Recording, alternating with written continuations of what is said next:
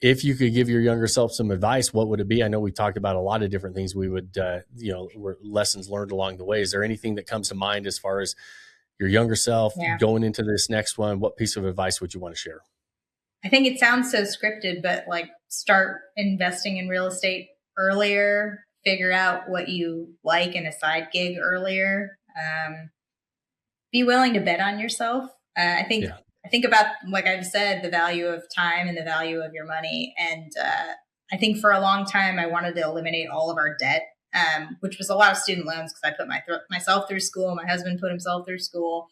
And if I thought about it now, it would have been that I wouldn't have paid it off so aggressively and maybe use some of that to invest differently. And I think we'd be in a different place right now if we had, wanted to take that risk or bet on ourselves that way. But hindsight is 2020, right? It is, right? So We learn, and it's it's by far the number one answer we get. And there's a yeah, reason, because it's true, right? You mentioned the time value of money. I mean, the sooner that money starts working, the more compounding can take effect.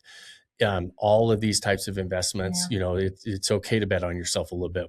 We're not trying to bet it all on black. We're not trying to gamble with this, which is why that time value is so important of starting sooner, because the more conservative you are, the more you just need that working for a little bit longer, right? And get that yeah, built up. And then before you know it, you look back in 3, 5 years and you're like, oh, look what just happened. And it's real easy to kick the can down the road 3 or 5 years before you yeah. do anything. And I think that's why we get this answer so often, is when you finally did take the leap, you're like, that wasn't quite as hard as I thought it was. It was hard, and I'm proud of myself, and I had to Yeah. overcome a lot and spend some time, but I could do this again. I I think could, this wasn't, you need like I think I almost need the financial stability to be able to take the risk. And yeah.